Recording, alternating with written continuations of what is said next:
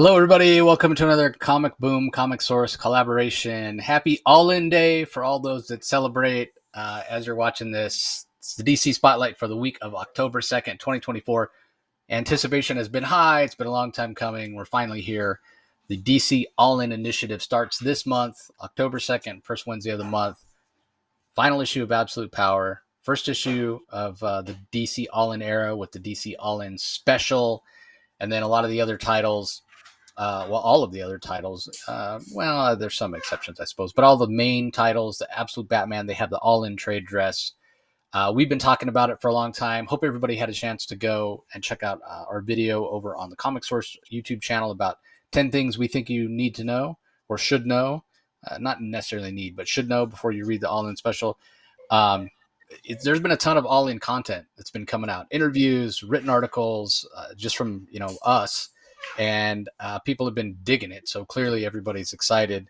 And it's great that it's finally here and we can talk about things without being vague and, worried about spoilers and what have you. So, yeah. And I want to interject and say that for those who want our in-depth analysis of DC's All-In Special, I'm going to post a link. For those watching on YouTube, I'm going to post a link below in the description so that they can go and get our very detailed review of DC All-In on your channel of Jace, the Comic Source. Yeah, that review, Rocky and I go page by page. We talk about what we call holy shit moments, just amazing moments in the All-In special. It is something else. It really is something else. And we've seen this book. We've read this book.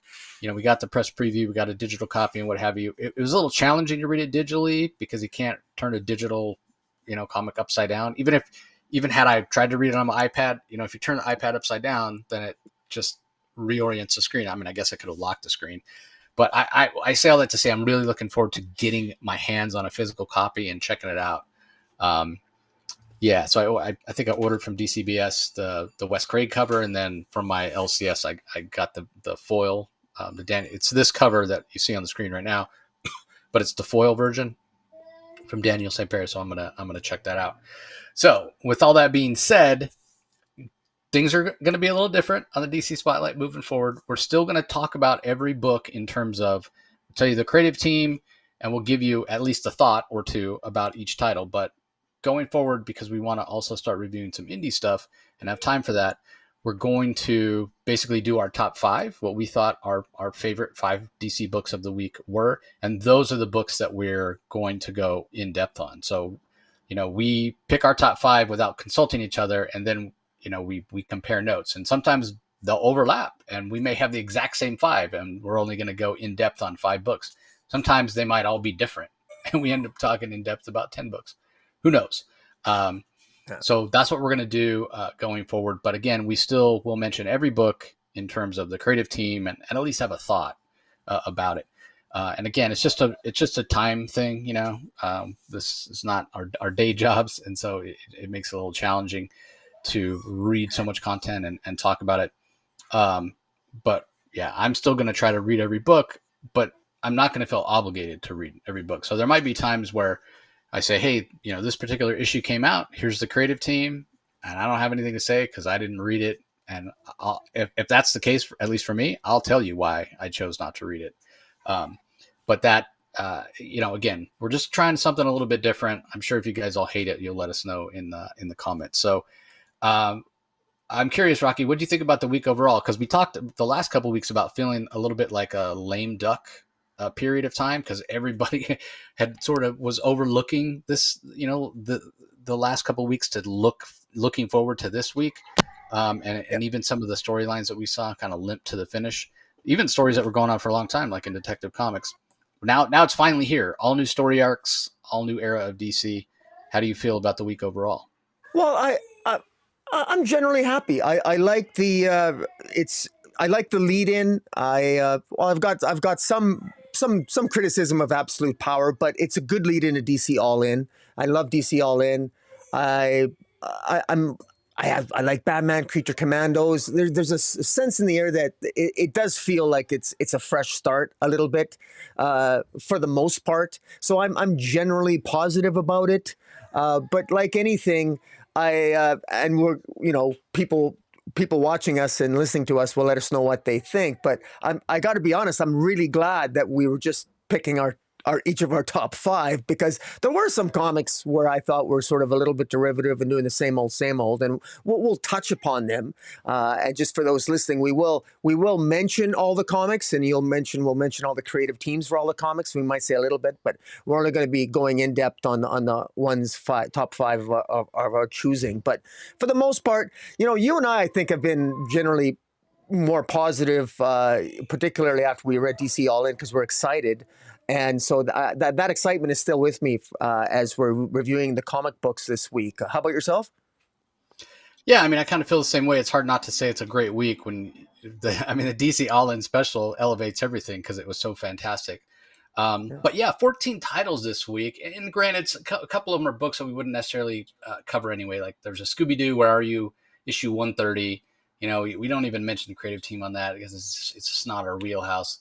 Batman Scooby-Doo Mystery Season 3, number 10. Again, that's not something we would have talked about in the past. We won't be talking about here.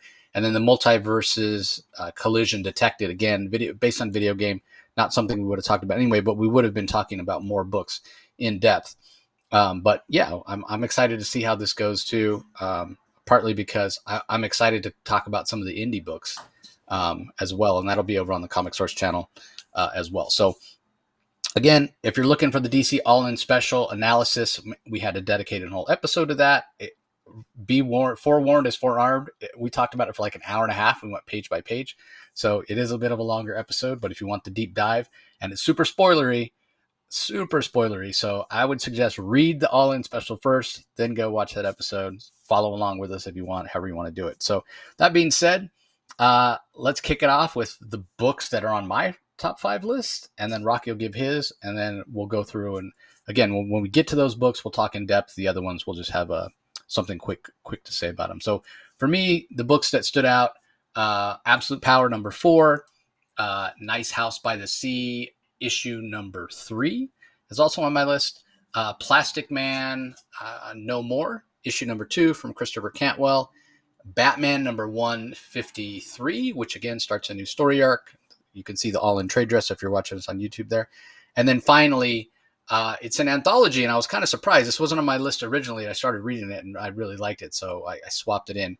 DC's I Know What You Did, Last Crisis, which again, it's an anthology, and we'll talk about it more here in a little bit. So what's on your top 5, Rocky? Well, my top 5 for this week are Birds of Prey, a Nice House on the Lake, Batman. Nice House by the Sea. Nice House by the Sea, sorry. And then Batman 153. I also checked out and enjoyed Creature Commandos and Justice Society, the final issue of Justice Society of America. And I'll certainly have something to say about Absolute Power. So those are my choices, and I guess I'll let you lead us in terms of which ones you want to talk about, because I know that you have sort of a master order there. Where I'm flexible. We'll go with Birds of Prey, issue number 14 first. It wasn't on my list. Kelly Thompson is the writer, Sami Basri on art, Adriana Lucas on color, Clayton Cowles handles the letters. What I will say is, I did read this. I did enjoy it. For me, the most enjoyable and best issue, I think, of Birds of Prey so far. Part of it is the art style. I just enjoy Sami Basri's art a little more than what we've had previously with Leonardo Romero and some of the other artists. And Gavin Goodry was the other one. Yeah. Gavin Goodry. And a lot to do with the muted colors that are a little more suited for that kind of art, whereas Sami Basri is a little more of the DC house style. And it just, the story that Kelly Thompson is telling here just feels a little bit more like what I expect of the Birds of Prey, like this group of very capable and powerful women going undercover, doing sting operations, a little more of the espionage type of feel. I mean, those are the earliest Birds of Prey stories I remember reading. So this just felt more like what I expect, as opposed to, at times, the Birds of Prey title has felt a little more like a superhero team. This feels more like they're kind of a spy team, like a Mission Impossible type team.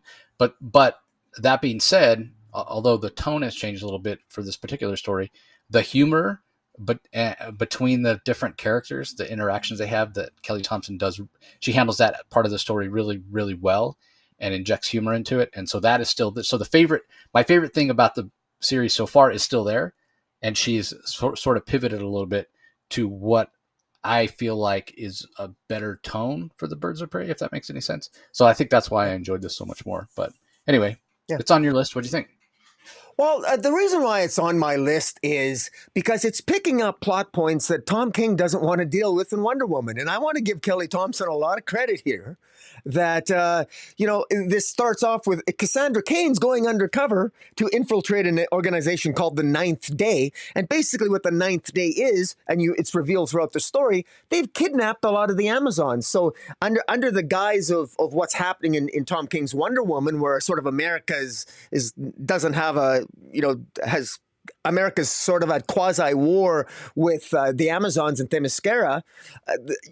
A lot of the Amazons who were living in America, some have gone missing, and they're persona non grata in America, and so nobody's really looking for them. But Queen Nubia's looking for them, and Queen Nubia hires the Birds of Prey to help look for these kidnapped Amazons, because the Birds of Prey sort of owe Themyscira. They owe Queen Nubia one because, in the first story arc, they infiltrated, they actually snuck onto Paradise Island and fought the Amazons in order to help Sin, and who ended up getting merged with the Megara. And so the Birds of Prey do owe the Amazons something. And so it's cool and I just find it, it's pretty awesome that they're helping the Amazons, Queen Nubia, find kidnapped Amazons. And Jinx and Grace are two characters that show up. There's a great sparring session with a lot of humor between Big Barda, Jinx, and Grace Troy, which is just, I think, hilarious. And a lot of the patented Kelly Thompson humor.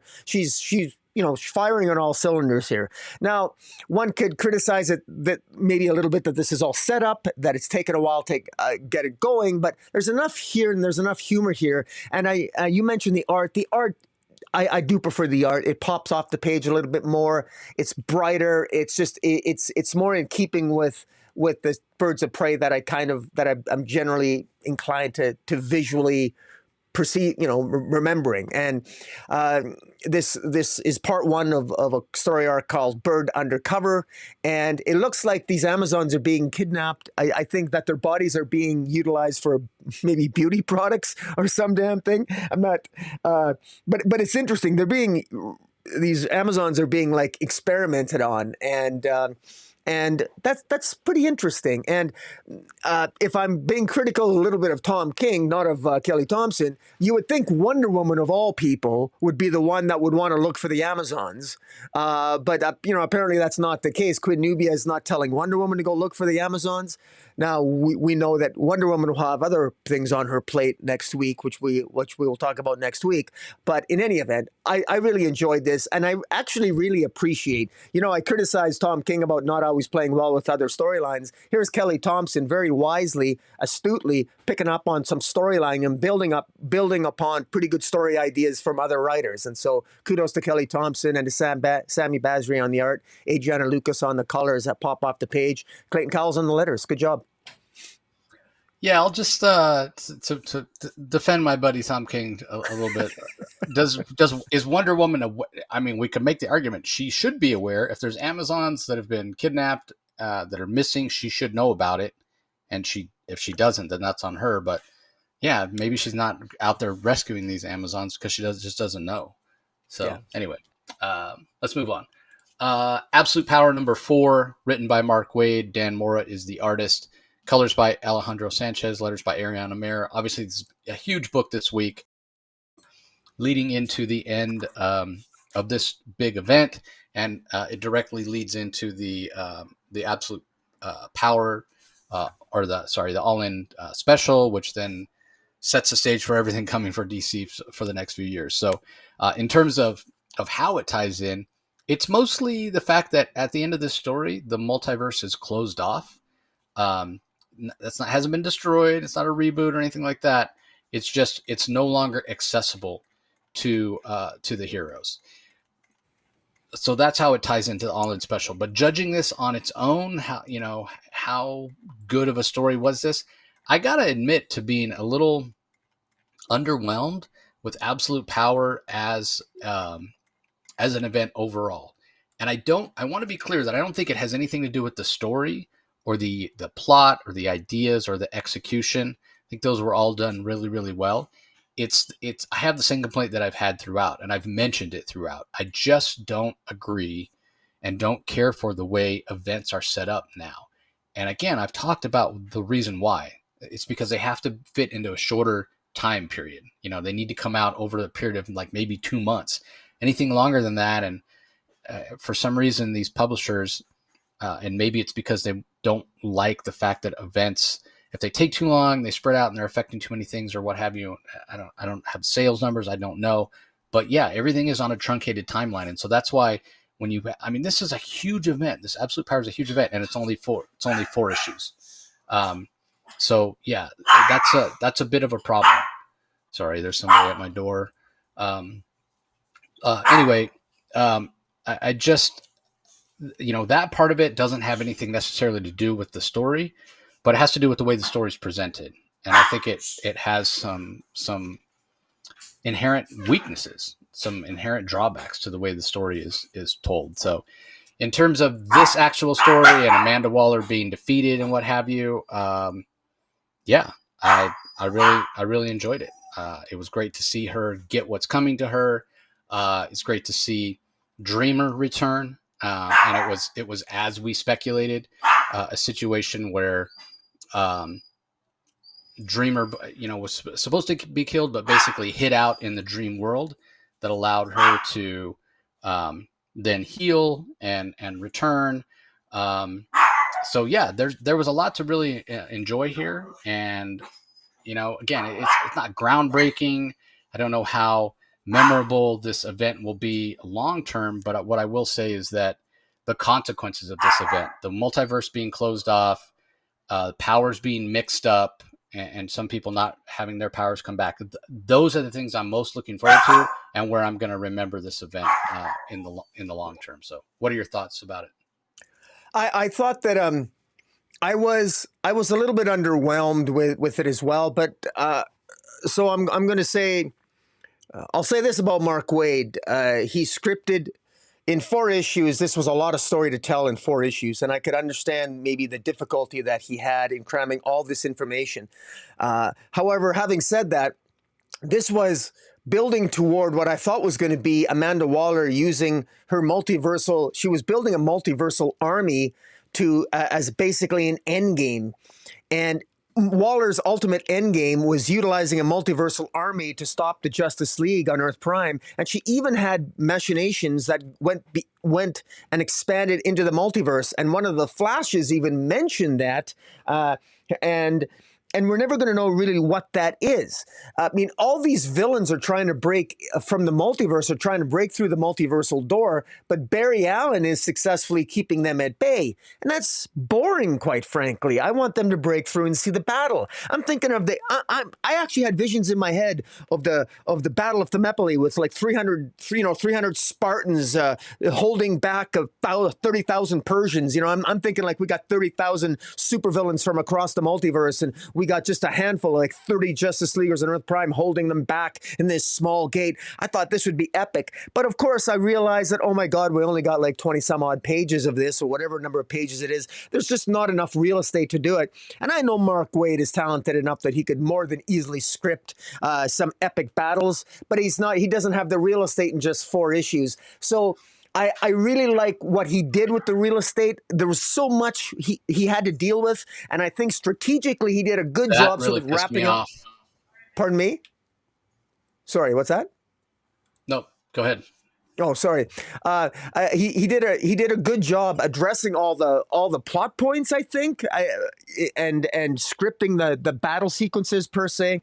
But I still nonetheless felt a little bit disappointed when it was Green Lantern and Jay Garrick and Wally West helping Barry Allen hold, basically successfully, keep the villains from coming, the multiverse of villains coming through the gate, and then Barry Allen shutting it down, but then shutting it off from the rest of the multiverse. I love Dreamer's revenge on Amanda Waller. Making Amanda Waller forget. Amanda Waller's always the person. What's her biggest claim to fame? Amanda Waller knows secrets, and what's the ultimate punishment for somebody who knows secrets? Take away their memory. So I thought that was just excellent. I thought that was so well done. I love the way that there was misdirection. Kudos to Mark Waid for giving misdirection with respect to Oliver Queen. He gave intentional misdirection in his interviews quite clearly. Green Arrow was just a Manchurian sort of spy candidate in Amanda Waller's army, with the help of Martian Manhunter implanting with him a telepathic link. That's why all of their telepaths, Oliver Queen genuinely believed in Waller's cause, because that's what Martian Manhunter planted that link, planted that way of thinking, a temporary mind link, or a way of thinking into Green Arrow's head. I thought, again, so many other little things here that came into play. Our instincts and our guess about Dreamer surviving within the mind of Superman John Kent, we were right about that. That wasn't really much of a surprise. But I will say that I did want there to be more of a battle. I wanted more of an epic battle, and it just felt that there wasn't enough real estate to do it. I feel that Mark Waid probably wanted to tell. What this feels like to me, this would be the difference between watching the Justice League movie and the Justice League Snyder cut. I want another 2 hours of movie here. I want another 2 issues of battle sequences. That's what I want, and I'm deprived of that. But in these 4 issues, we did get a lot of action. I thought I did enjoy this issue. I was, and I'm a little disappointed, but I guess for all the right reasons, because I love these characters and I wanted to see more details of them kicking more ass, basically. But in any event, I thought it was well done. And as you said, closing of the multiversal gate from Earth Prime to the rest of the multiverse is a key plot point at the end of this, leading into DC All In, along with the Trinity showing Green Arrow, who's bitching to them about we need to bring the Justice League back. They show Green Arrow a diagram of a new Justice League satellite, which we see, of course, within the pages of DC All In this week. So I thought it was an interesting way to end. Also, one quick point: this is the second event that was done by Mark Waid. When Mark Waid ended the Lazarus Planet event, that event ended with all the heroes' powers being a little bit wonky and maybe different because of Lazarus' reign. And here we have a similar plot point ending Absolute Power with various powers of the heroes and villains being wonky because of the machinations of Amanda Waller. So we kind of got similar endings for both those events, but we never really got much out of it following Lazarus Planet. I hope we have some actual plot points and actual consequences dealing with superhero powers and their wonkiness now coming out of Absolute Power. We'll have to wait and see. Yeah, I mean, we've already seen solicitations that have talked about it. We know Lois Lane gets powers. We know Black Canary has heat vision. Power Girl has some weird vision powers. Good to hear. The whole Black Lightning that Brandon Thomas is doing, the Black Lightning series, is focusing on the fact that their powers have changed. So yeah, I think we'll get a little more of that. But I do take your point. And I think it goes hand in hand with what I said, right? Like, if you want to talk about big epic battles and whatever, like, I know what happened, whatever. I mean, how many years? Almost 40 years ago now. Crisis on Infinite Earths, 1986. But to me, it's still the gold standard. It was the first one, and it's still the gold standard of how you do a giant event. And yeah, it took a year, but you had, moments that series was like a regular comic book series where, you would have issues where it was tons of action, and then you would have issues where there was less action and it was more about relationships and what was going on or whatever, always moving the story forward. But the story had its peaks and valleys, like it should, but they had the space. They had 12 issues. Mark Waid's got 4. So I get it. What are you gonna sacrifice? Well, you're gonna sacrifice those big giant double page spreads where it's all the heroes fighting against the villains from Earth 3. And I also, though, like, look at what this story is. Like, none of them have powers. It's sort of a stretch as it is to think, well, how did these heroes, and again, a lot of them have training, hand-to-hand combat training, whatever. But how did they, how are they really able to survive even for a few moments against these Amazo robots, and against trained soldiers and what have you, for as long as they did, until Batman uses the mother box to infiltrate and everybody gets their powers back, whatever. So I kind of understand it. Like, you would think, well, if it really got to that point where Amanda brought in her multiversal army, you're really asking a lot for me to believe that these people that are depowered could have won the day. But I get it, and I do agree with you. Wasn't go back and look at my interview with Mark Waid, and I talked about Oliver Queen. He's got to be a double agent, and he didn't say that he wasn't. His answer was very clever. Well, I don't know how you would have somebody, keep a secret with when Amanda Waller has people that can see the future and telepaths and whatever. Very clever for Mark to put it that way, because how do you do that? You have Martian Manhunter basically trick the person. And that was a fantastic moment. You mentioned the Waller having her memory erased, very poetic, but I have mixed feelings about the way it ended with, like, I'm glad that she doesn't know everything that she knew before or whatever. And I'm glad the intimation is, lock her up and throw away the key, and that she is being considered a villain and is being locked away. But there's also a part of me that's like, man, I don't want to say that she should have been killed, because then somebody's going to bring her back at some point, or just have her disappear, because then she's out there kind of pulling the puppet strings or whatever. But at the same time, it's like, man, did what happened to her really balance out with all the pain that she caused? She kind of, in a way, she kind of got off a little bit easy to me. She's not being tortured, I guess, but at the same time, she is being tortured, because what matters most to her is knowledge, and that has been taken away. So yeah, she's in kind of an interesting spot. But the other thing was, Sarge Steele didn't get what was coming to him, and that was, I don't know, maybe that'll happen in Tom King's Wonder Woman. We'll have to wait and see. Anyway, moving on. Up next, we have My Adventures of Superman #5. It's written by Josie Campbell, art by Pablo M. Collar, colors by Nick Filardi. This is The Ones Who Fell to Earth Part 5. Again, as Josie Campbell said when she was on the show, this is basically the Christmas episode, if they had time to do a holiday or a Christmas episode for the My Adventures of Superman cartoon. This takes place between season 1 and season 2. It's a lot of fun. If you enjoy the cartoon, you'll enjoy this. There's a lot of familiar characters beyond the main characters, Amazo and Deathstroke and all that sort of thing. So definitely check it out if it's your thing. And the art looks exactly like the cartoon does. So fantastic issue. This was on my list until I replaced it with the Crisis issue. So anyway, up next, we have a book from Rocky's list. It's Justice Society of America issue 12, the last issue of this run before the Jeff Lemire run starts. This is written by Jeff Johns. Todd Knock is the artist. Matt Herms handles the colors, and Rob Lee's on letters. Give us your thoughts, Rocky. Well, I put this on my list because despite my frustrations with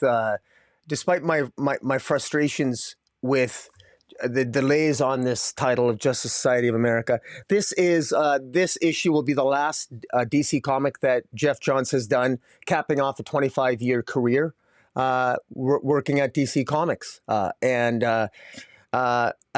Artist Todd Knock he tweeted a post basically indicating the same. And this issue, even though it's a Justice Society of America issue, it's actually a Stargirl issue where it's really Stargirl. It's in an issue called Curveballs, and it's Stargirl sort of reminiscing and talking about her life. And it's not much of a stretch to see that it's Jeff Johns talking through Stargirl, and he's essentially, you could easily imagine him breaking the fourth wall in the very first words that come out of Stargirl's mouth. She's narrating this. She's actually given a graduation speech. The opening line is, "If there's one thing I've learned, it's that essentially life can throw you some curveballs." And that's when you think of Jeff Johns' career at DC Comics, he's had all kinds of curveballs thrown at him. His career with Warner Brothers, he's just been up and down. He's had a mostly successful comic book career, sort of a up and down career in the movies.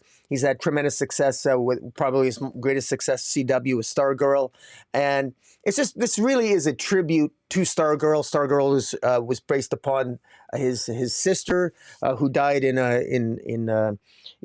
sister died in July of '96 at the age of 18. A TW flight 800 crashed down at the coast off the coast of New York, killing all 230 people on board, and that's his youngest sister. Jeff Johns has. I understand he's from a family. He's got two brothers. He's got a brother and a sister, and his youngest sister, she died. And of course, Stargirl is a character based upon her, and you really see it in the dialogue here, and Todd Nark really shows off his arts. There's multiple double page spreads that are just absolutely gorgeous, and it's basically Stargirl just talking about her career, and like it really is. It's just very well done, and she states her love for her family, her brother, her mother, her real father, and it's just well done, and it basically ends the final the final page is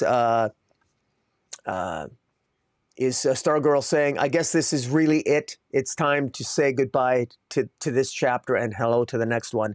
Well, that's exactly what Jeff Johns is doing. We know he's got his Ghost Machine and his titles there over with all the other, with Red Coat and Hyde Street and what have you.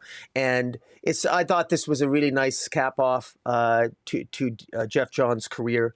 And I thought it was well done. And, for those, I always love Jeff Johns. Who doesn't? We could talk for hours about him. And I thought this was a nice send off for him. Yeah, I mean, I agree.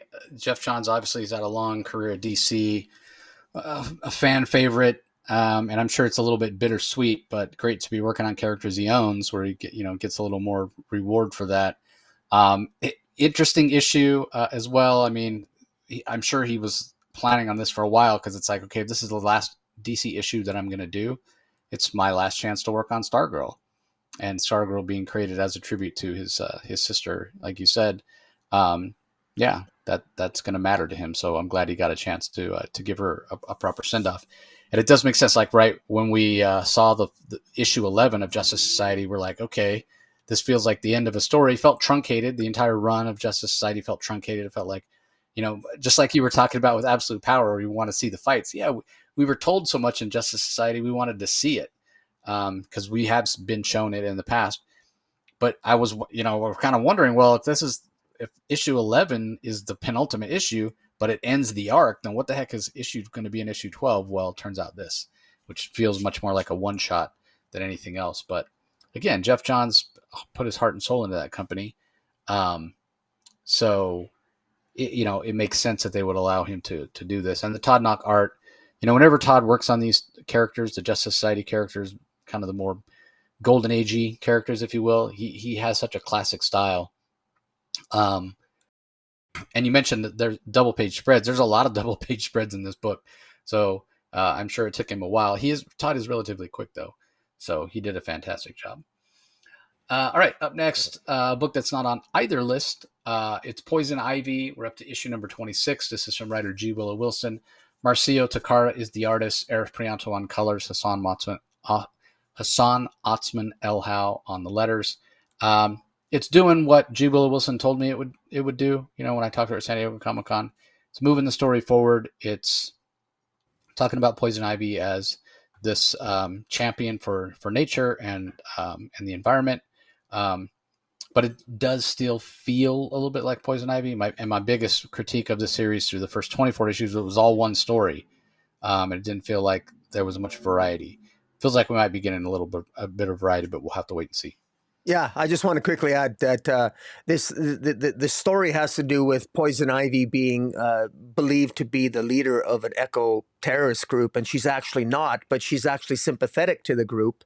We have Janet from HR again playing a lead role. Harley Quinn's not in it. It's very, very odd that Harley Quinn can't be in this comic when they're supposedly lovers, but I think Janet from HR continues to be sort of like the stand-in for Harley and a little bit of the comedic relief. And to me, it just feels like the sort of the same old, same old. Poison Ivy's gone through this sort of like struggle that you've talked about, moral struggle back and forth, and it just feels like we've I stuck with it for the first 25 issues, and this just feels like sort of restating that similar themes in stories with slightly different plot lines, but essentially the same. So it doesn't quite feel different enough for DC All In my mind. Yeah, fair enough. Yeah, I mean, new story arc, but yeah, this is who Poison Ivy is. I mean, you're going to tell stories about the environment. It's kind of maybe a little one note, but it is, again, it is who she is. So anyway, next up we have Shazam number 16, written by Josie Campbell. Dan McDade is the penciler, Roberto Paggi on inks, Trish Mulvihill on colors. I read this. It's okay. Mr. Mind returns. He's a classic Shazam villain, so that's cool to see. But the art's a little wonky for me, and also this idea of Billy and Shazam and Captain Marvel being two different people. It never has been that way. Not to say you can't change characters, but I don't know. It's not really working for me. So I didn't really choose to go any deeper than that in this. Anything to add? No, this is, I think this is definitely geared age-wise. This does absolutely feel that it's written for a younger age demographic, and it just, and that's all well and good. I have a particular bias. I like a little bit more of an adult take when with the concept, and maybe a slightly older Billy Batson, and but it is interesting that Captain Marvel Jr., Freddy, now gives himself a new name in this issue called the Commander, and a Commander is a higher rank than the Captain. So there's sort of a rivalry going on between Freddy and Billy, which is kind of funny. So I did kind of enjoy that read. And then, of course, Mary Marvel gets in between them, and there's a little bit of a love interest. They both like the same girl. So I thought that was actually well done. So kudos to Josie Campbell, because I really feel that this is a story arc where it's really 100% her own story, as opposed to picking up on the remnants of Mark Waid's, which is what she just finished ending. And so, this is something where I'm not going to lie, it might creep back up on my top 5 from time to time in the weeks to follow. So we'll see.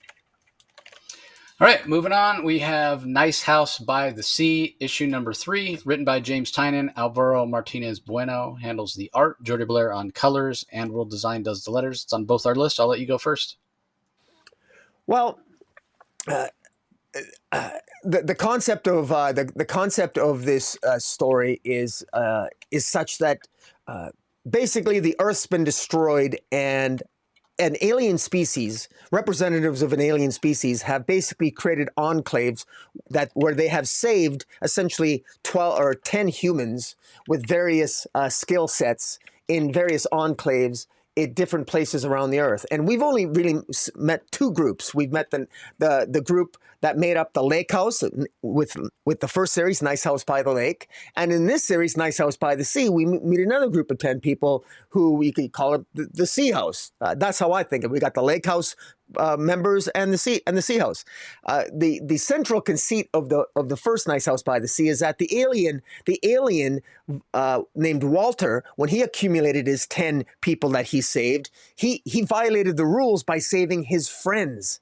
And that's, as opposed to saving people with genuine skill sets to save the best humans, he decided to save the friends that he loved, the people that he loved.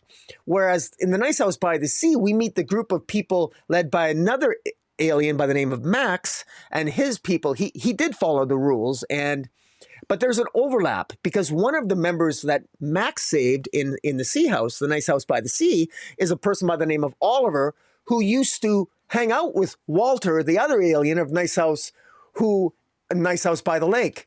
And what's happened here is that all of the group of people who are in the Lake House end up in the nice house by the sea, and they end up meeting with Oliver. And Oliver discovers that Walter has, in fact, is dead, because Walter was killed in the originals, in the first series. And Max, the other alien, doesn't know that Walter is dead. And if Max finds out that Walter is dead, then that means that there's no actual alien controlling the nice house by the lake. And so now, and the central conceit of all this is that there are other enclaves, groups of humans, but only one group can survive. And, you know, who's going to survive, we don't know. But what one of the questions is, and one of the questions posed by Oliver, is Oliver, who Oliver criticizes the other group, the nice house by the lake, criticizes them by saying Walter was a fool. He chose his friends. And why would you choose a bunch of essentially your friends who lack the talent and the skills that are necessary, likely to survive in what's to come? Because at some point they're going to have, you know, there's going to have to be some sort of judgment mechanism to choose which group is going to survive. And it's, you get this huge clash of personalities, because it's interesting that with all the group of personalities of 10 people in the nice house by the lake are a very different set of personalities that were simply chosen for their skill sets in Nice House by the Sea. And James Tynion does an amazing amount of really great character work here, with the one caveat, and I'm sure I'll let you elaborate on it, is that it can be difficult at times to ascertain exactly, to differentiate all the characters, because there are essentially 20 characters at the end of the day here. And while this is, I find this an extremely interesting comic. Nice House by the Lake was my favorite comic book of the year in 2022, I think it was. I love this series, and I'm glued to it. It's sort of like my Game of Thrones, except that instead of dealing with medieval nonsense, it deals with Armageddon and the end of times. So I quite enjoyed this issue. What about yourself? Yeah, the thing that I liked about it, and the reason I put it on my list, is because it's starting to strengthen the connections between the character. Well, not all the characters, but basically Oliver. Oliver, who's the actor, he was sort of our first character we met from the Nice House on the Sea, and we find out that he's actually knows and was sort of a part of that friend group that was a part of the Nice House on the Lake. And you know, as you said, we got confirmation that Walter didn't do things the way that he was supposed to do. All the other houses, all the other enclaves, it's sort of the best of the best, the people that you need to keep the world going. And we find out also that it's sort of a competition. You're going to get down to one.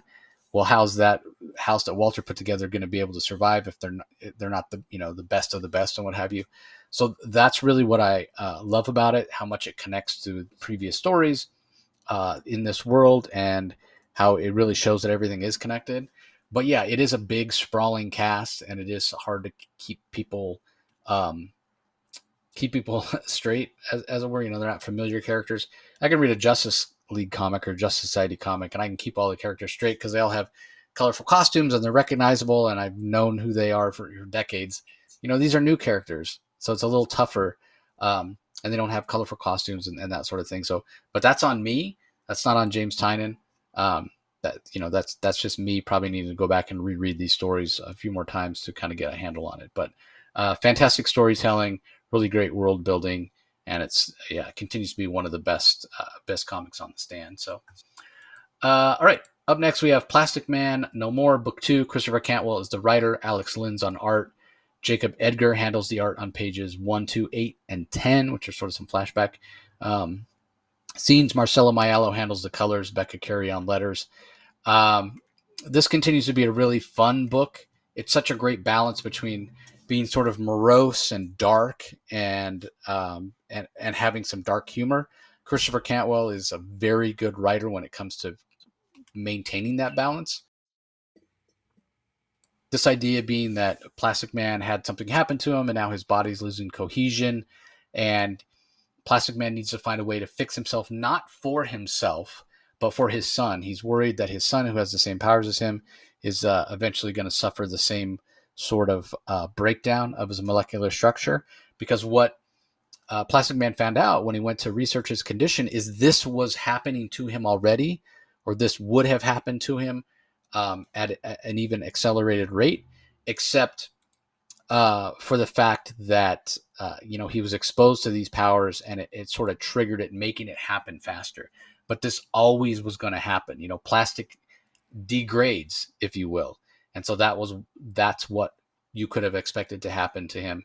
The artwork captures that balance very well, also. But the best thing about it, beyond the balance that is in the plot and in the artwork, is the voice that Cantwell gives to Plastic Man. We think of Plastic Man. I mean, I think back to like my favorite cartoon. I think I've talked about it before. The Plastic Man Adventure Hour, and how it was Plastic Man, and it was zany and humorous and what have you. And Plastic Man is certainly played as the comedic relief a lot of times when he shows up in a book. But it's not unlike a lot of comedians in real life, right? Where they make other people laugh as a way to deal with their own like trauma and pain. That's like a very common thing. I mean, look at, I hate to say it, it sounds awfully dark, but just look at the suicide rate among like really famous comedians, right? It's not good. It's tragic in a lot of ways. Yeah. And so, not to get all morose or whatever, but Cantwell, he captures that really well. We see Plastic Man crack a joke and the Justice League laughs, but then he turns away and you can see kind of the pain in his face, right? Like that he knows that he's got baggage that he's carrying around. And because of what's happening to him, because he's breaking down and the choices he has to make in order to leave something behind, and what he wants to leave behind is a cure for his son. It's a way to like, I think in a lot of ways improve his own self-image, even if he's not going to be around to see it. He'll feel like he did something worthwhile. So a really great story, really great art. It is Black Label, so it's not in continuity, but yeah, if you're a fan of Christopher Cantwell and sort of that emotional complexity of story, or if you're a fan of just kind of darker stories, darker humor, I think you really enjoy this. So Yeah, I want to quickly add compliment to artist Alex Linz, I think his name is. Just a really good, because one of the things that I was really hoping to see more of, and I wish I would see just a little bit more of it, but I have a feeling I'm going to see more of it as the series progresses, is the concept of the body horror. Because there's at least one page here, and I have it up for those watching on YouTube. Plastic Man is degrading. He's melting, degrading plastic. Oh, it should look disgusting, and Cantwell does a good job of sort of juxtaposing in the various scenes both the comedy and humor of the Plastic Man we think we know versus the actual horrific reality of what's happening to his body. And yet somehow he still manages to maintain his sense of humor, which is not only a self-help mechanism for him, it's almost a defense mechanism for him. He's the author of his own misfortune in that he makes himself the joke to the Justice League and then resents the Justice League when they laugh at him, when he's the one cracking the jokes. So in many ways, he's a character with an unmanageable life and the author of his own misfortune. And it's aggravated by when his own body is betraying him as well, and with the knowledge that that same betrayal of his body, that his son may have inherited that as well, and the son might be dying. And there's also a really fantastic scene between his son and the mother. The son, he called his son last issue, and now this son is talking to the mother, and the mother, his ex-wife doesn't really seem to care, but I think she's in denial as well. But great character work by Cantwell, and this almost made my top 5. But I have to give a shout out to it as well. It was pretty good. Okay, up next we have Batman number 153, new story arc. This one called The Dying City, written by Chip Zdarsky, art by Jorge Jimenez, colors by Tomeo Morey, letters by Clayton Cowles. Feels like a big story coming. What do you think? It does feel like a big story coming, and it sort of caught me off guard. I mean, I know this is Batman, and you think, well, how could this story catch me off guard? But it did. I'll be honest, I wasn't having high expectation for Sardasky's Batman. It's sort of I lost a little bit of faith in it the way just over the last 6 months, to be quite brutally honest about it. But in this story arc, this new story arc for DC All In, Batman, this is called The Dying City. And this is actually pretty cool. It looks like the Court of Owls is returning. And it looks like an old plot point from Scott Snyder's Court of Owls is coming back. Lincoln March is a character who was a Talon under the Court of Owls. At one point, he was believed to be the older brother of Bruce Wayne. He believed himself to be the brother of Bruce Wayne. And in this particular issue, we have a lot of stuff happening. We have it established that Gotham City is getting better. It's improving. God forbid, Jim Gordon has a successful his PI agency is quite successful. Nagano, Mayor Nagano is basically having a war words with Edward Nygma. Edward Nygma has been released from prison because we learned that the fallout from what Dr. Capdio, the experiments that Dr. Capdio did on Edward Nygma, that his lawyer successfully utilized that by saying that that Edward Nygma is actually not guilty of his crimes because he was being experimented upon in Blackgate Penitentiary by Dr. Capdia. So he's actually released, and the Riddler utilizes his brilliance now no longer to make riddles and be a sort of a nemesis to Batman. He's actually like a sophisticated businessman now. But Batman sees malevolency in Edward Nygma's eyes, but Edward Nygma has created a cryptocurrency. He's managed to become rich very quick. He's bought a tower in downtown Gotham. And meanwhile, Mayor Nagano's family, his marriage is falling apart with his wife. The Court of Owls is threatening Mayor Nagano, saying, look, the Court of Owls apparently is working with Edward Nygma. They want Mayor Nagano to clear the way and dealing with the regulations of Gotham because Mayor Nagano is slowing down the renovations of the tower that Nygma has acquired. And Nygma also wants to merge with Wayne Enterprises, with portions of Wayne Enterprises. Nygma has a plant. The person that replaced Lucius Fox is a woman by the name of Rowan Birkenau, but Rowan is actually working secretly for the Riddler, and all of this. There's Bruce Wayne is resisting the merger, and Edward Nygma wants it, and because Bruce Wayne won't play ball. Riddler moves to what he calls Plan B, and it looks as if there's going to be an attempt to take over for half the shares of Wayne Enterprises by Bruce Wayne's brother of all people. And while that is occurring, we discover that Mayor Nagano is actually ends up being shot by who knows who. There's a mystery here. We meet another character called Superstar, or a character called Commander Star, who has the support of Commissioner Vandal Savage, who immediately wants Batman arrested. So while Gotham's getting better, Batman himself is shunned by the existing present Commissioner Vandal Savage, and there's a lot of moving parts here. But the crown of the Court of Owls is on the rise. Bruce Wayne might have a brother. Could it be Lincoln March back, or that storyline? I'm intrigued. I mean, I'm totally captivated by this. They got me right back. I think this feels cohesive. It feels like a new, exciting story arc. I just hope Chip Zdarsky sort of like nails the landing a little bit and does more, particularly with Riddler and this Bruce Wayne having a brother mystery building up from Snyder's Court of Owls storyline. So what do you think? Yeah, it felt really classic to me, right? With all these different plot lines, you covered, a lot of them. The idea of Nygma wanting to go legit, it makes sense based on how he's evolved over the last, 10 or 15 years. He has a line in there sometime about, I could keep trying to prove I'm smarter than you, or I could just go make a crap load of money. I'm paraphrasing here, but I just go make a shit ton of money and show that I'm a genius.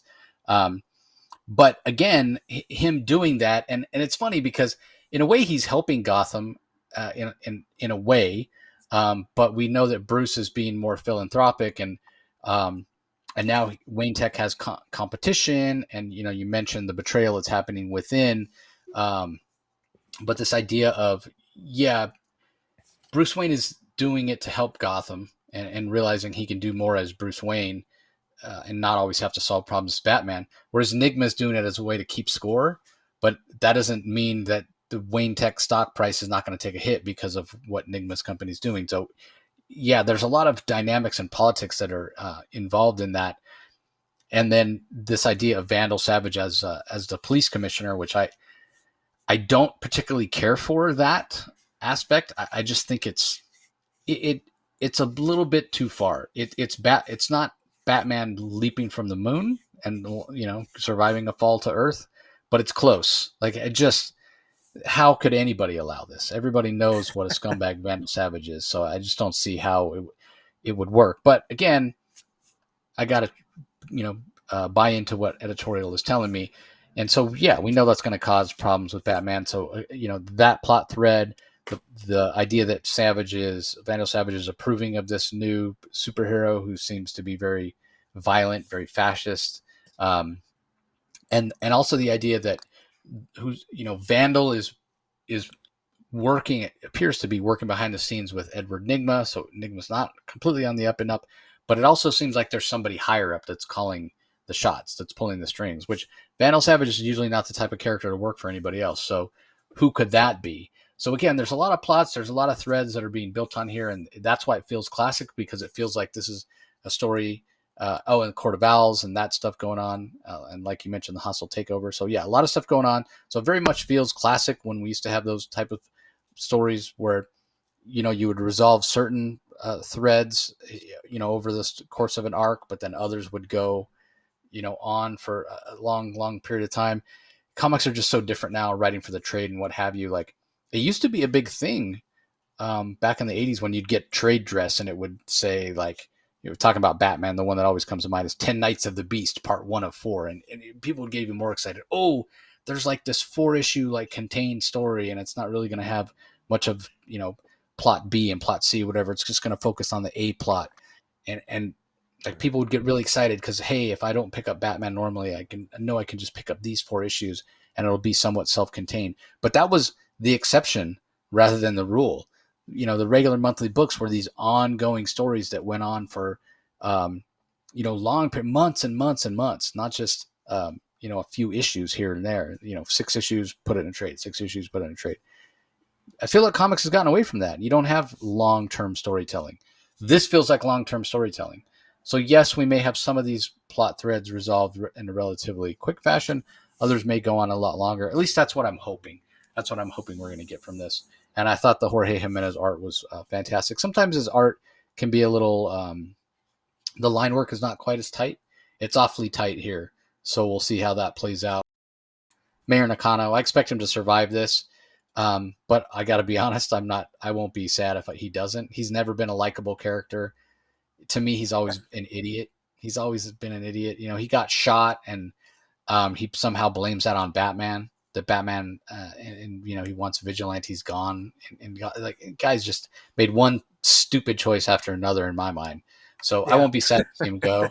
But I get why he's there. Like, I understand his role in the story. That he's kind of that opposing view, and it allows Zdarsky to do certain things. But yeah, like, if I knew him personally, I would tell him right to his face, man, you're an idiot.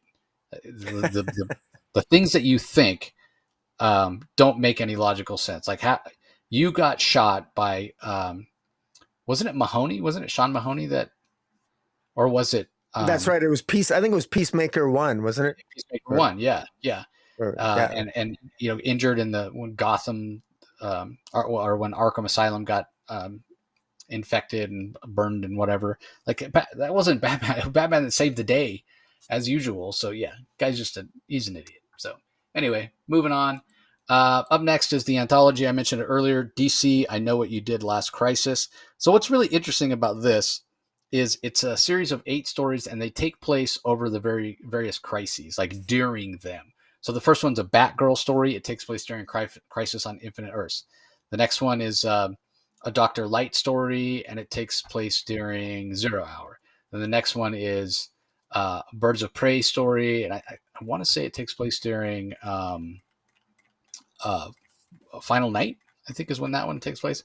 So it was fun to read these stories. And oh, sorry, I got that wrong. The Doctor Light story takes place during the Millennium crossover. If anybody remembers that one, back in the day, that Joe Staten art, Extrano, and all the Millennium characters. That was really fantastic. And then the Birds of Prey one takes place during Final Night, and so on and so forth. We have, Infinite Crisis is represented, Final Crisis, Flashpoint, what have you. So it was just fun to, and again, those events are so big, and even though we're flashing back to those events and these stories are taking place within them, you don't need to go and read those events. But if you did read those events at the time, or you want to go back and read, I think every one of these writers does a good job of placing their story within the context of what was happening then, and the art is appropriately suited as well. And it's just it was just a lot of fun to have those events called back into mind. So the Batgirl story is written by Kevin Scott with art by Ario Anadito, colors by Carrie Strachan, letters by Ariana Mayer. The Dr. Light story that takes place during Millennium was written by Nathan Kanan, arts by V. Ken Marion, colors by Andrew Dahlhaus, and letters by Josh Reed. That might be my favorite one. The art is absolutely fantastic. The Birds of Prey story that takes place during Final Night, as I said, written by Ashley Allen. Art is by Jose, or I should say pencils by Jose Luis. Inks by Jonas Trinidad.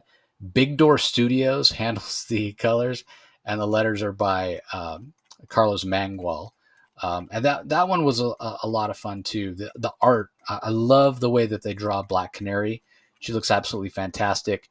And I love the voice. And that one, even though it takes place during Final Night, it still, and it felt like it, suited that era, but it also felt very familiar, not so different from the dynamic that we had in the Birds of Prey issue that we talked about earlier. But it is cool to see Black Canary in her costume of that time period, to see, Barbara Gordon when she was just Oracle back then. And again, that Jose Luis art really, really feels 90s, like, when the original Black Canary book was coming out around that time, Final Night. So that was really cool. The next one is a Justice Society story that takes place during the I think, what was it called, Armageddon 2001 event. That one's Vanishing Point by Matthew Levine. He's the writer. Jory Tarragona is the artist. Luis Guerrero on colors. Dave Sharp on letters. That one, like, I had to go back. I remembered, but I had to go back just to refresh my memory of. Remember the whole debacle of Extant, who was the big Millennium 2001 big bad for Yeah.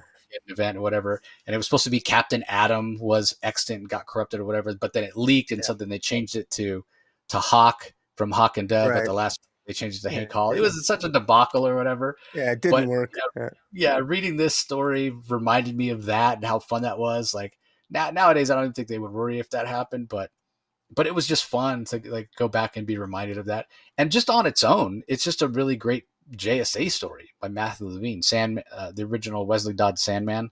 He's the one that illustrates it. It's a heck of a lot of fun. The next story takes place during Infinite Crisis, and it stars Nightwing. It's written by Dan Didio. Yes, that Dan Didio. And we all know the urban myth about how Dan Didio hates Nightwing and he wanted Nightwing to die in Infinite Crisis and what have you. The art here is by M.L. Sanapo, colors by Hi-Fi, letters by Carlos M. Mangual. And this is almost like a what if. What if Didio had gotten his way and what have you? And it perfectly explains his reasoning of why he wanted Nightwing to die, and he gets a chance. He doesn't, outright kill him, but he sort of does. And it was just, again, it's just a lot of fun. These kind of what if stories, like what if things had happened a little bit differently. Next up, we have a Scarecrow story. Almost a Joker. No, a Scarecrow story. It takes place during Blackest Night, written by Rachel Pinellas. Will Robinson is the artist. Andrew Dahlhaus on colors. Clayton Cowell on letters. Again, very much felt like it belonged in that era of Blackest Night. The art felt like it was of that era. So a fantastic job there. Next up is Lex Luthor and God's Chosen Man, This one takes place during Final Crisis. Again, a reminder of what that event was like with Libra and the Secret Society of Supervillains and what have you. So that was a lot of fun. Interesting art on that one. That was probably the one where the art felt like it least belonged in that sort of era. It was a little bit more stylized. I don't remember art in the Final Crisis era really looking like this. So that was just okay. And then the final one, which is a Midnighter story, which takes place during Flashpoint. That one, to me, and maybe it's because I wasn't reading DC at the time. I had kind of fallen away, and then when the New 52 got announced, I came back and I went back and reread Flashpoint or whatever. But it was sort of a truncated, so I didn't really have a good grasp on the feel. So I don't know how well that one kind of suits the feel of DC at the time. But it is an interesting enough story. It very much feels like a Midnighter story. The writer Rex Ogle does a good job of capturing the characterization of Midnighter very well. Adam Graphite is the artist, Ivana Placencia on colors, and Ferran Delgado on letters. So, yeah, overall, this was just a lot of fun to go back and look at stories from various eras that have been made, after the fact and then retconned in. And man, what a fantastic job! Everybody did a great job. So yeah, I really enjoyed that. Surprisingly so. Like typically, the anthologies feel like a bit of a slog, but man, I plowed through that one. I just devoured it. So Yeah, yeah, that one. it's interesting because I have to wonder, just as a longtime reader, I, I'm compelled to ask, well, what's the point? Why would they do this? Why would they tell stories? Which, I mean, it's usually there's a struggle to maintain existing continuity in the present continuity. It's one thing to tell stories in past continuities and throw them in an anthology. I'm not sure how accessible this is to new readers, although having read the Nightwing story, and that was the only one I read, I guess it was kind of funny and accessible, and particularly knowing Dan Didio's history with the character of Nightwing, it was interesting.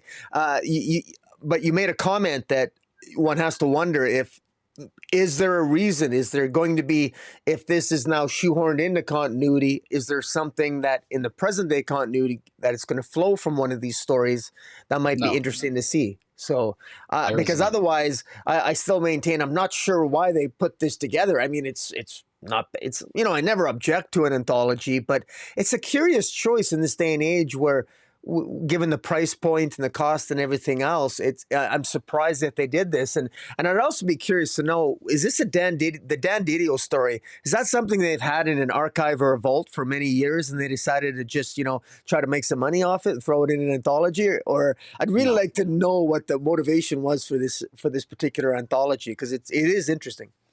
no, none of these book stories, including the Didio one, were what do they call them? Inventory stories that were sitting in a file cabinet somewhere. File cabinet, and let me date myself. They weren't sitting on a computer somewhere as digital files and then said, "Hey, we want to do this crisis anthology. Let's all pull them out." No, Uh-huh. these are all new stories that have been created recently. Um, and the Wow. reason to answer your question, the reason they do this, if you look at most of the names, they're not names that people know. They're names that they're people trying to break in, and we've talked about this as a reason to do anthologies, but DC has kind of taken a little bit too far, and has everything to do with wanting to see if a talent can, they used to do the new talent showcases, whatever. This is basically the modern version of the new talent showcase. Can they meet a deadline? Can they tell a story?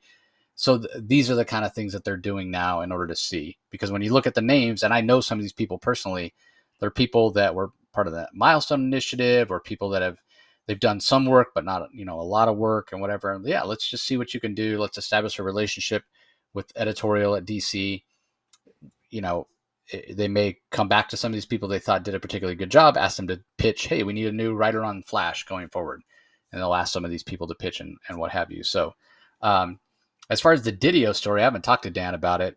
I may ask him. Well, I know I will ask him next time I see him. I don't know if I'll reach out specifically to ask him, but part of me thinks they were like, well, we're going to do this sort of what if crisis stories, or stories set in during these various crises. And since the DC universe has been sort of rebooted since then, it doesn't matter if you go back and add something in. And they're like, hey, we need an Infinite Crisis story. Why not give Dan a chance to kill off Nightwing like he, wanted to back then? How would he have done it? What have you? So kind of a nod to the old continuity or whatever. But no, I would not expect anything to come from this. There's not going to be any plot threads that call back or anything like that, unless one of these writers does happen to pitch and be accepted on a book starring the character that they wrote their story about here, and then if they wanted to reference something back. But that would be the only time I would expect to see it. But Mhm. otherwise, yeah, it's just an anthology like they do any other. They're probably like, well, there hasn't really been any anthologies in a while, right? We had the summer one, the Harley whatever summertime fun, but you don't have anything until Halloween. It's been a little bit, right? There's not really anything in not really a holiday or something you can base an anthology around in August or September. So I'm sure they were just, hey, let's throw this in at the beginning of October. I'm sure we'll have a Halloween anthology, and then we'll get a Christmas holiday anthology, and then Valentine's next year, and yeah, they'll just continue the cycle. So anyway, moving on. Last book we're going to talk about in detail. DC Horror presents Creature Commandos #1, written by David Dasmalchian. I hope I'm saying that right. He's the guy that played the Polka Dot Man in the most recent Suicide Squad movie. So somebody that James Gunn is familiar with and works with. The art is by Jesus Harvas. Alex Gormas handles the colors. Farron Delgado on letters. This is on Rocky's list, not mine. I will say I did read it. I didn't particularly care for it. These didn't feel recognizable as the Creature Commandos that I know, other than Frankenstein, but it's not really the Frankenstein we know. Yeah, and it didn't. The characterization felt a little wonky to me. I don't know. This just didn't land for me, so I was kind of surprised to see it on your list. But anyway, give us your thoughts. Well, I wanted to review it because I wanted to give it a fair shot, and it made this opening issue made me feel it sort of harkened back. It had the look and feel to me of sort of like the classic comics I used to read back in the late '70s, early '80s, in terms of the trade dress and just the story itself. This story is not complex, and in many ways it's a little bit maybe a little bit tropey because we have a vampire like character, a werewolf like character, and a Frankenstein character. We got Vincent Velcro is like the vampire character. We got Wanda Griffith, who's the werewolf character. Lucky Frankenstein, his name's Lucky. And Mina Rhodes is sort of like the Medusa character. She's got like snakes for hair, and she's basically they're recruited by by General Eiling to basically, and he's working in conjunction with this Dr. Barbara West, and their goal is to essentially put together a team and go on a mission to retrieve a weapon off the skeleton coast of Namibia, and ultimately the goal here is Dr. West wants to try to. She's a scientist and she doesn't believe in the supernatural, but so she wants to essentially get to the bottom and help these. Essentially, the ironic part aspect of this is that these creature commandos are weird and there is a supernatural element to it, and the where it becomes interesting is a lot of the General Eiling and Dr. West. She's very much, she believes in science, and there's always a scientific explanation for something, and she doesn't particularly believe in the supernatural, and yet clearly there's a supernatural element to the powers of Velcro, Wanda Griffith, and Mina Rhodes, and of course, obviously Frankenstein. And now the setup here is. In order to attract these various members, they have to make them certain promises, and basically a lot of the promises is we don't know what all the members of Creature Commandos have been promised, so that's part of the mystery in terms of going into future issues. And the big at the end, what sort of threw me off, which did interest me a little bit, even though it might seem a little bit tropey again, is all out of the blue, it appears that Brainiac is the main villain here, and Brainiac has his own machinations. He wants to retrieve this weapon off the skeleton coast of Namibia, as well as General Eiling with his Creature Commandos. Now, Brainiac being involved, it's interesting. It seems somewhat, the last time we saw Brainiac, of course, was at the end of the Superman, House of Brainiac, where Brainiac was supposedly destroyed, and the only remnant that survived was the Brainiac Queen, who ended up being teleported to Pluto by Batman with the boombox in Absolute Power issue 3. So how did Brainiac get here? I'm not sure, but it's interesting. It's a way to sort of piques my interest a bit. And this issue is all set up, and I'm more than prepared to give David Melchian, the writer. He's a new writer for me, and I'm more than prepared to cut him some slack moving forward, because he's a new writer. He's a new writer to me, and we'll see what he can do moving forward. And I like the art. Jose Harvez on the art, Alex Gamer's colorist. I thought I thought it worked for me. It had a good horror feel to it, and I'm curious to see where the story goes moving forward. Yeah, it doesn't say it's Black Label, but this is not in regular continuity. So I would be shocked if David Malchian knows anything about anything that happened in with Brainiac and Superman or what have you. Just like the Peacemaker series that we had with Kyle Starks, how it didn't tie into regular continuity. This is the same thing. And this isn't like the cartoon at all, is it? I have no idea. I have no idea. I haven't seen the cartoon or really heard anything about it. I thought my assumption was it was going to be like the cartoon, and that was the point of it. But I don't know if that's the case or not. It was interesting to see Brainiac in this, like you mentioned. I was a bit surprised to see him as well. I wasn't really. That was strange, but yeah. Anyway, that does it, everybody, for the books that we're going to talk about in detail. I don't know that this was any shorter than what we usually do. But let me go through the collections that are out this week as well. American Vampire Book 1 trade paperback. Obviously, that's the classic Vertigo title from Scott Snyder, art by Raphael Albuquerque. And this volume collects the first 12 issues of that.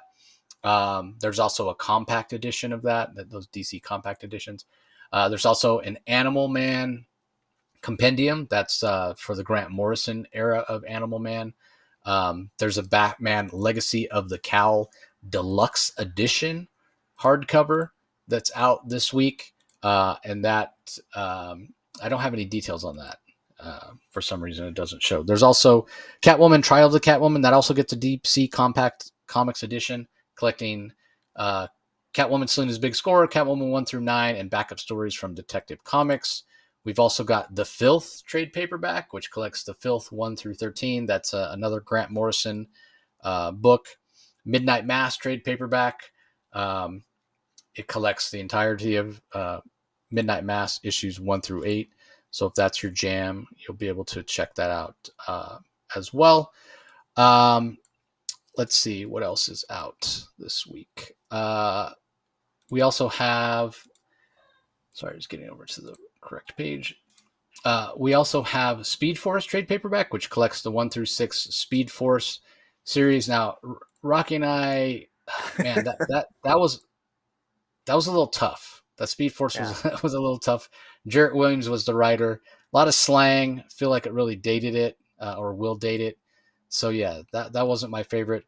Also, The Strange Case of Harley Quinn from writer Melissa Marr is out this week.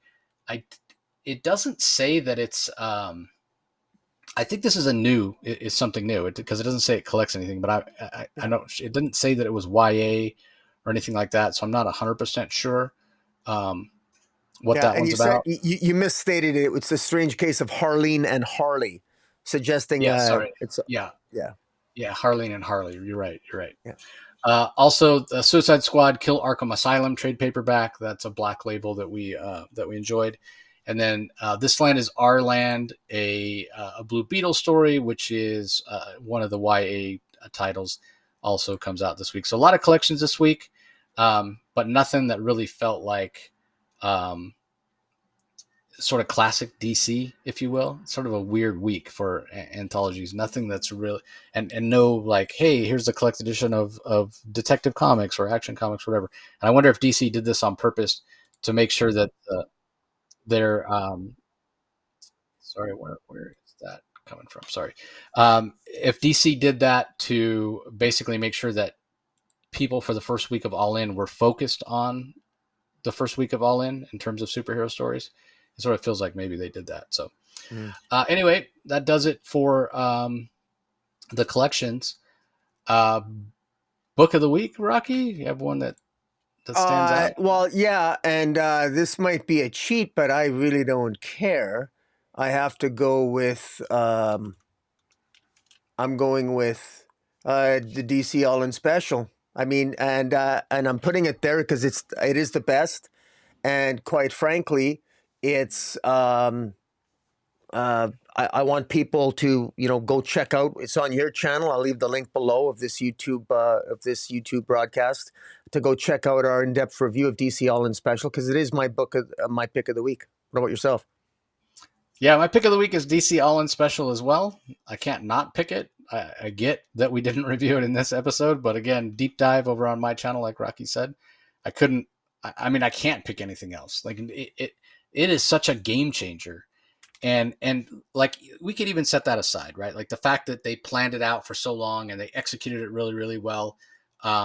In terms of what it sets up and how it also pulls things from the past and ties in with things from the past, whatever. Like they did a fantastic job, and that's all well and good. But if I were to just pick up this book and read it as a standalone story, um, again, it was executed so well. So interesting what they did with the parallel storylines, with the Superman side and the dark side, or the alpha side, and the omega side, or the light side and the dark side, however you want to label it.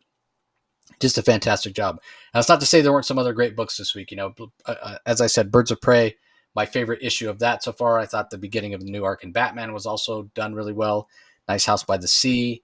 Again, the idea of really tying a Nice House by the Sea to Nice House on the Lake tied in more closely than ever. Jeff Johns' tribute to his sister. Like a lot of good books this week. But yeah, I mean, the DC All In Special is a game changer, so I had to pick it. I couldn't not pick it. So anyway, any last thoughts before we sign off here? No, just everybody check out our deep dive to DC All In. We'll leave the link below. And yeah, DC All In, man. I'm looking forward to this new era of DC Comics. Times are looking good in my opinion. So fingers crossed moving forward. Good times. Okay, that's going to do it, everybody. We appreciate you joining us as always. Don't forget to subscribe to Rocky's channel, Comic Space Boom, ! If you're listening to us on the audio only and you want to be able to see the graphics. Once you're there, ring the notification bell, subscribe, like this video, leave some comments below. Let us know what you thought of the books this week. We really appreciate you joining us as always. And if you're looking to listen to the audio only content, that's always available on whatever your favorite podcasting platform or app is. Just do a search for the Comic Source and subscribe. You can hear this, you can hear forthcoming audio only content and thousands of episodes of previous content. So we appreciate the support, and we'll talk to you next time. Catch you later.